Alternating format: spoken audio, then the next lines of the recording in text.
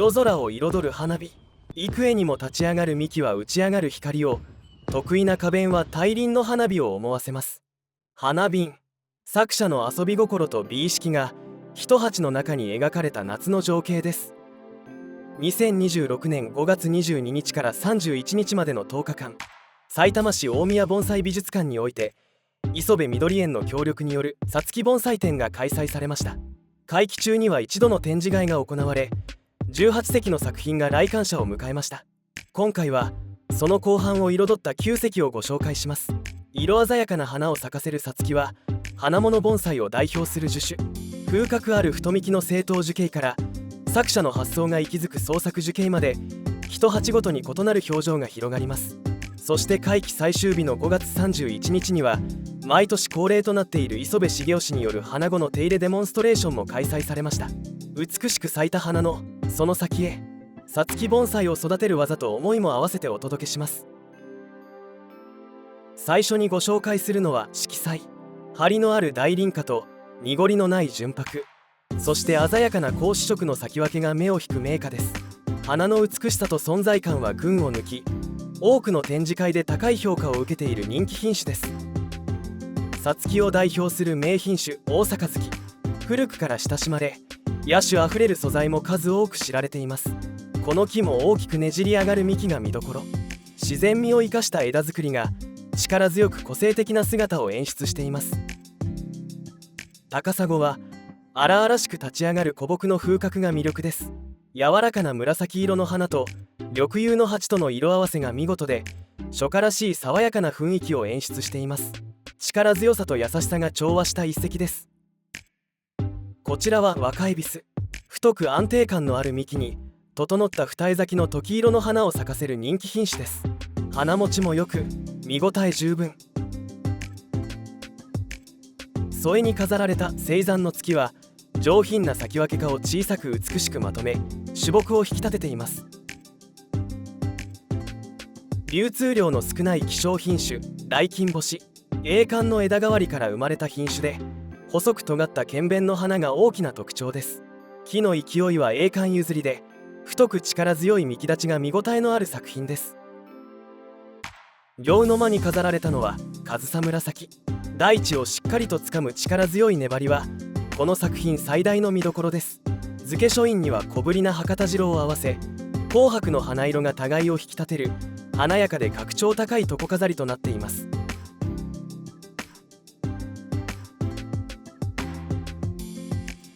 総の間を飾るのは根上がり樹形の樹高。複雑に絡み合う根の上に満開の花を乗せた姿は自然の生命力を感じさせます。添えには細幹の大阪月を配し、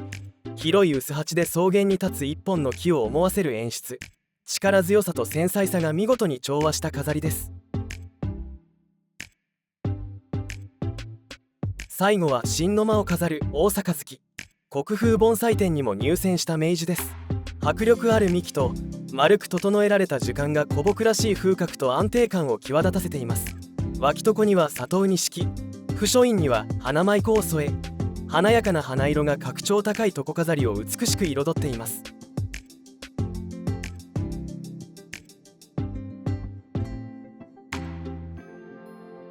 それでは展示会最終日に行われたデモンストレーションの様子をご覧ください。では、皆さん大変長らくお待たせいたしました。本日はさつき盆栽展の最後、最終日のですね、恒例の行事となりましたけれども、デモンストレーション花物設計にお越しいただきましてありがとうございます。まず講師の磯部さんをご紹介させていただきます。磯部さんはですね、さいたま市緑区、駅の最寄りの駅としては武蔵野線の東浦和駅というところがありますけれども、その駅から歩いて10分ほどにあります、磯部緑園さんの、2代目となります。プロのさつき盆栽家が出品をします、展覧会。この展覧会は、コンテスト形式の展覧会ということで、工樹展という名前です。でその工樹展において、これまで磯部さんは、その最高賞となる、大賞を9回ということで、単独、最多ということになります。最も多く勝ち取っている盆栽さんです。まさにさつき盆栽会のトップランナーとして活躍されています。で、その磯部さんに今日やっていただくデモンストレーションの内容ですけれども、さつき盆栽におきましては、開花後の花が開いた後のですね、剪定作業というのが年間を通じて大変重要な作業となっています。で、今見事な花をそれぞれ咲かせているわけですけれども、このさつきの来年の花を準備するための大変重要な作業、花子の剪定ということです。では、大変長らくお待たせいたしました。磯部さんにバトンタッチをして、花子の剪定デモンストレーションを始めていただきます。よろしくお願いします。それでは皆さん、こんにちは。本日は暑い中、美術館の方にまたデモンストレーションということで、たくさんのご参加、本当にありがとうございます。本日は田口さんと相談しまして、今回テレビの方で、テレビ、新聞、マスコミの方で、一斉に取り上げられた千羽鶴というさつき、今回まず花もぎということで、この千羽鶴を花をもぎます。まずこの鶴みたいなテレビで言ってたんですけど、この花をもぐこのおしべのめちゃこの茎が長いんですね。これ花が細いほどこの弁が長い。で花物まで合わすともう少し太いんですけど、この細い花弁です。必ずこの花弁が細いんですよね。だから細く突き出て千羽の鶴みたいに。それはさつきの2000種類ぐらいある品種の中の特徴であるんですけども、でこれはナルルっていう八重咲きのこういう品種なんです。でこれは来年ちょっと私はまだ何も言ってないんですけど、これはちょっと来年ここの展示会に飾って新しい品種なので、まだそんなにちょっと出回ってないんで、こういう花ですよね。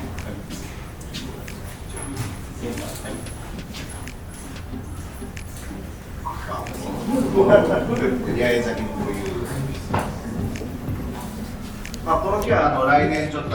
皆さんにまたお会いできるように、こういう展示できるような手入れをしたいなと、2つ3つの手入れのパターンを変えてやっていけたらなと思いますので、まず花もぎで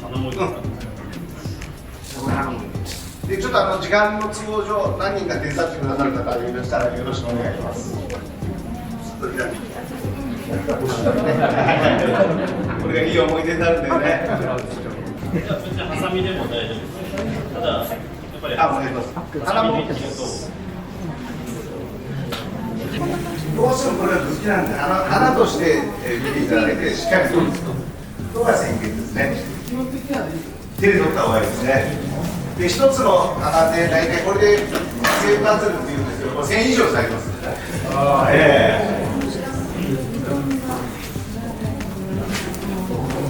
で、最後の結果を見てください。なんか分かんないことあったら質問してありますので、どなたがいらっしゃいますか。大丈夫ですか。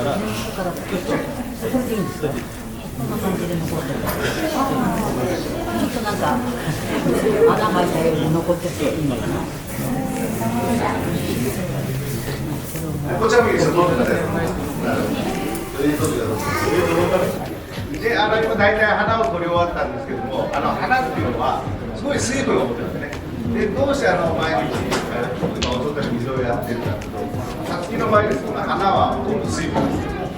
す。で、水がだからこれちょっと水が出てきて、分かるんですね。赤い花は赤い水です。みんな水分ですね。でもビタビタ出てます。だからさつきは今の表情で水が、なくなると花がしおれちゃうんです。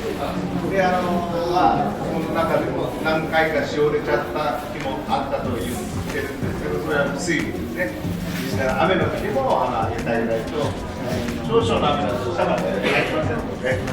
そういった感じで水が必要です。これから来年に向けてこの木を切り込んで、つぼみをつかせて、暑い夏を乗り越えて、来年の花姿にまたここで展示できればこういう風な飾っていきたいと思いますので、これから手入れをいたします。で基本的にこの木はもう大体できてる木なので、元っ端伸びた新芽の伸びた部分ですね。元の状況でいいという姿は、ちょっと枝を切っちゃうんですけど、これが枝ですね。元っ端ってこの古い葉っぱ、元のところで止めます。この古っ端、伸びた部分だけ止めてあげる。それが元の状態でいます。この木はナルルっていう木なんですけども、これはまだこの木よりも完成してない。完成してない木をまた元っ端で切っちゃうと、何回も何回も元っ端でやると、ずっと毎年同じ状態になってしまうので、自分の好きな形に作る。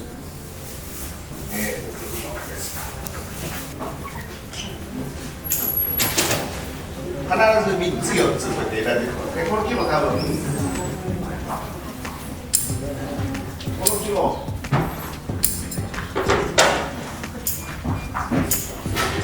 必ずこういうふうに3つも4つも使ってね、これをこのナルルっていうやつですとこっち側に伸ばしたい、分かると思うんですけども、右流れの木にしたいという場合はこういうふうに出てくるので、流れを伸ばしたい方に2目2葉、2目2葉で、この2目2葉からまた今度来年またこういうふうにしたらさらに2目2葉、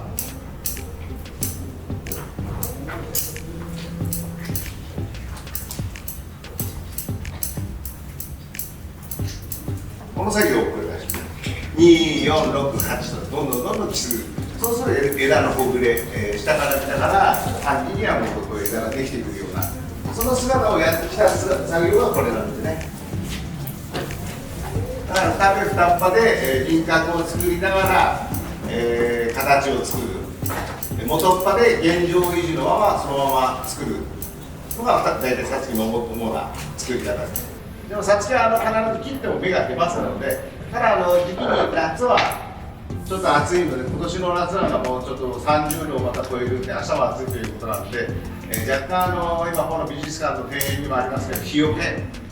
けを作業して、若干その日出さないように、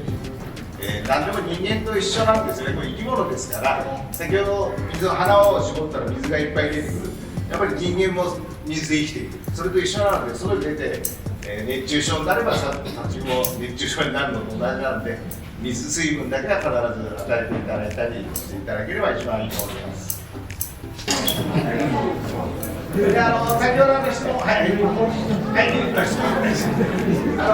っと強く切った方がいいとか、もう少し柔らかい方がいい、これは一応来年形として、飾る形でいるんですけども、この頃の天気ですと、このゴールデンウィーク明けのこの30度、ちょっと異常な気象が続きますんで、この頃これから花をさつを切るというのは、やっぱりちょっと軽めの方が、若干葉っぱを残しておいてあげた方がきれいなんです。で、こちらのしてるやつを後ほど手入れしますけども、あまり切らない方がいいということで、この花前ということは、こんだけ暑さをしちゃいますので。思いっきり切るんですと、やっぱり私は畑の切り込みとかこういう花を見ない切り込みっていうのは大体もう1月2月1月2月でしたらもうこれも全然葉っぱがないと思ってしたい。だけど節分過ぎてるとだんだん芽が出てくる。で今頃はもう成長した葉っぱになっちゃうので、成長した葉っぱですとこのぐらいの兆しだと全然大丈夫なんですけど、花を見た葉っぱっていう花というのは、花がこの時点で太陽の日よけみたいな形になってくるので、これさつきを花咲いてる花を向いて太陽の方を飛ばしますと焼けちゃうんですよね。なんで焼けるんだろうと思ったら、花が日よけになってってくれて、だからあまりやはり切り込みしすぎない方がいいかと思います。はい、花子は。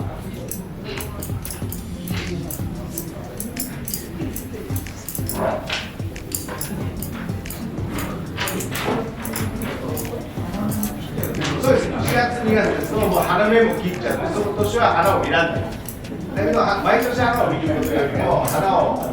1年1回休ませたりそうした方が木にとってはいいかと思いますね。そうです、受験をするにはもう花を見ないでやってないとなかなかできないですね。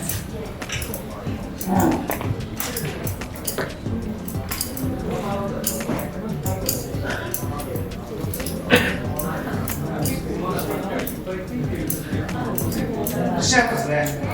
でも花を追われてやないと大体限定しちゃいますね。そうですね。でも木にとってはもう一番体力を使うのが楽しみなので。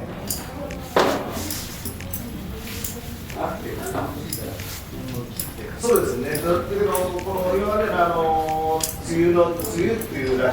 雨らしさがないじゃないですか。で5月にも30度を超えるので、ありえなかったという昔の人はよく言いますので。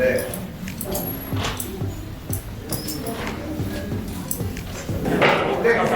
単に取れるっていう説明があったんですけど、先ほど言った通りのためをたっぱりするとしたら、こういうふうに紙詰めて4つ詰めて2つにして、ためで簡単に新芽取れるんですよっていう人、引っ張っても取れないですね。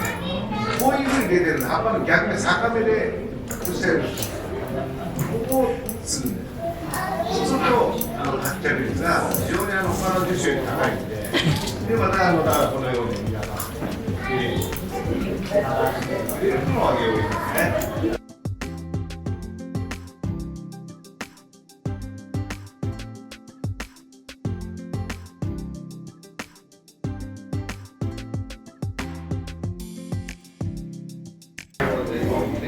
今こちらの選抜量なんですけど、大体先ほど一番最初の姿から森から今度多分林になっている。もう一つの森から、林になったイメージ、一個一個木が見えて奥行きが見えることによって、森から林になったイメージで、あまり切りすぎるともう明日も30度超えるということで。だいぶちょっと調整しながら木桶を張ってハサミをあまり強く切らないで、出た目だけそうとって切るだけで、大体この作業で、花物剪定という形なんですけども、やはり何回も繰り返し言う通り、今年はやっぱり気象が異常に暑いし、もう暖房からいきなりクーラーにする、その涼しい時間中、窓を開けると気持ちいいっていう日がないんですよね。だからそういった気候を見ながら、この花物剪定、その日々に思いやって、いきなり切られたら暑いし、30度こういう暑いからちょっと軽めに切っとこうという形で、それを思いやりを持って切ってあげればいいんじゃないかなと思います。だからこのようにさつきは非常に刺し目でつきやすい。そういう何かの記念に刺し目をするっていうのは非常にいいことで、私も長男が生まれた時に刺し目をしました。次男も生まれた時も刺し目しました。で娘が長女が生まれた時もみんな刺し目して、長男が今32歳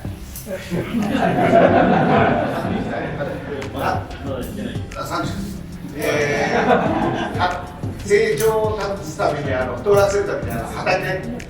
地べたに入れて、今もうすごい太ってますね。この間ちょっと売っちゃったんですけどね。また同じものを刺してで、今度孫が生まれたので、孫の記念にというふうにまた直感というまっすぐ友達を作って仲良く育つ直感を作ろうと思って、今回はいろんな木を使って、前期はマザンの22巻のこういう一本一本違う木を寄せた上、絵面流れを出したんですけど、22本で一塊、これは30何本だったりそれで一つの形を作るということは非常にバランスが子どもたちの社会科見学で授業にしたんですけども、22人のクラスが一つになればこのようなみんな素晴らしい、形の景色になるんだよということは子どもたちに教えて、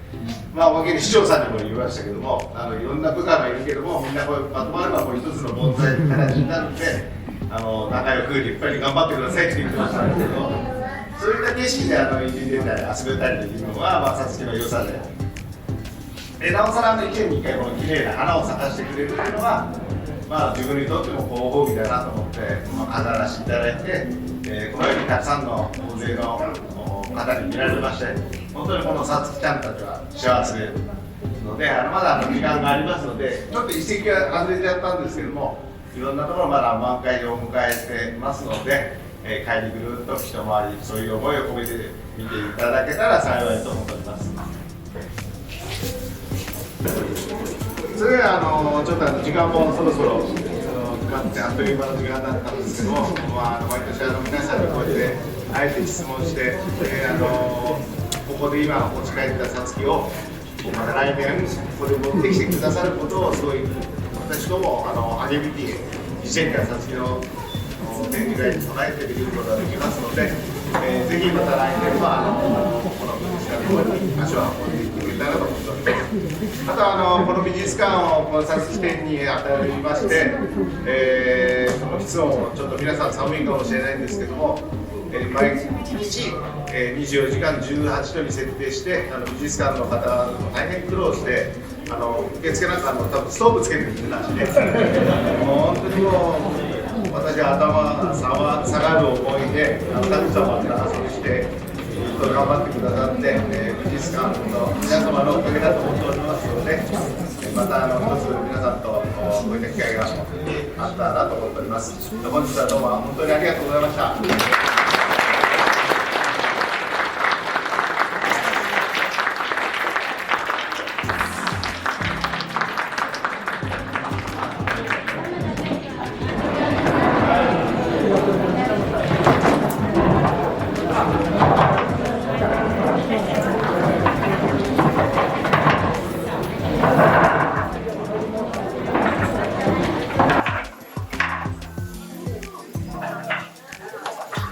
以上、